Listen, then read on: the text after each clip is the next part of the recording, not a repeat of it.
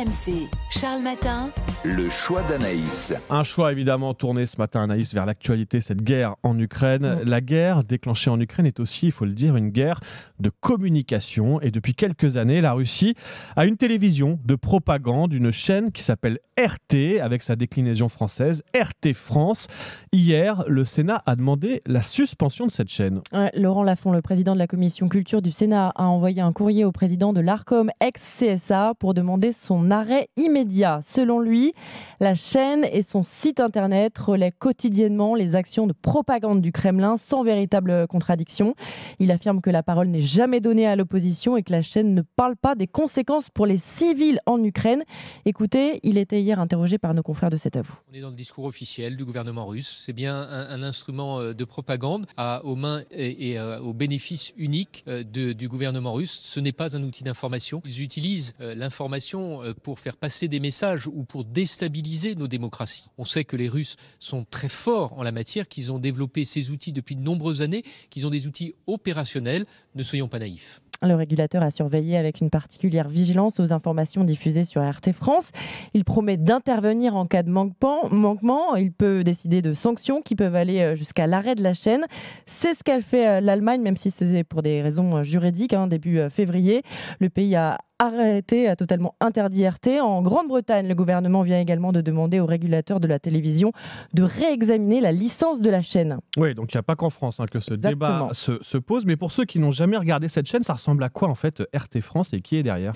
C'est une chaîne d'information en continu disponible sur le câble, sur Internet depuis 2017 avec des journalistes, des reportages, des directs, des invités. Ça ressemble visuellement à une chaîne d'information classique. Elle parle de l'actualité en France, mais aussi à l'étranger.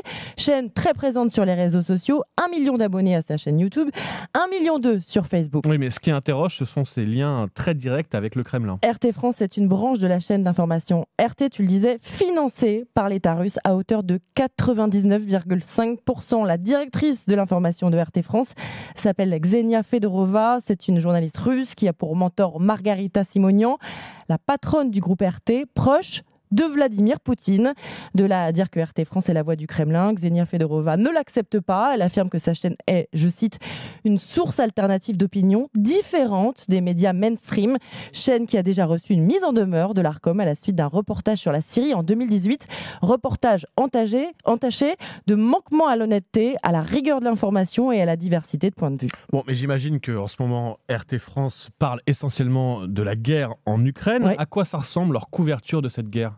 Et comment réagit la réaction ? Eh bien, la réaction dit qu'elle fait son boulot normalement, qu'il traite de ce sujet comme les autres chaînes. Stéphanie Dumuru, présentatrice de la chaîne, a affirmé sur Twitter cette semaine qu'elle était convaincue de pouvoir faire son travail le plus honnêtement possible en donnant tous les points de vue. Reste que c'est pas une position facile. En témoigne Frédéric Tadei qui présente justement une émission sur RT, qui présentait émission qu'il ne peut plus assumer, en tout cas pour le moment. La situation internationale étant ce qu'elle est, j'ai décidé ce matin d'arrêter d'animer Interdit d'interdire. À partir du moment où la France se retrouve en conflit ouvert avec la Russie, je ne peux pas continuer d'animer cette émission par loyauté. C'est votre sens citoyen, on va dire. Envers mon pays, exactement.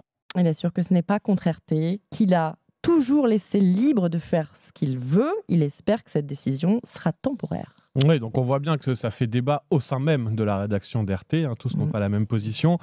C'est compliqué d'être en ce moment salarié d'RT France. Et puis c'est un vrai débat. Est-ce qu'il faut laisser cette chaîne émettre ? Moi, j'ai toujours du mal avec la censure. Donc oui, pourquoi pas ? Tant qu'on dit clairement. Donc on dit les choses, qu'on sait quel est le point de vue, quelle est l'opinion de base. On sait d'où ça vient, au moins, voilà, vous le savez. C'est financé totalement par le Kremlin, vous le savez, dirigé par des proches de Poutine. Mais ensuite, libre à chacun de pouvoir regarder. Bon, et puis si ça se fait pas sur une chaîne de télé, ça se fera d'une autre manière sur des réseaux sociaux. Donc voilà, je trouve ça toujours compliqué d'interdire. Mais à suivre donc ce débat autour de la diffusion ou non de la chaîne RT France. Voire surtout suivre leur couverture. Voir s'il y a des manquements, justement. Évidemment. Là, ça sera évidemment. Et là, on compte évidemment sur l'Arcom.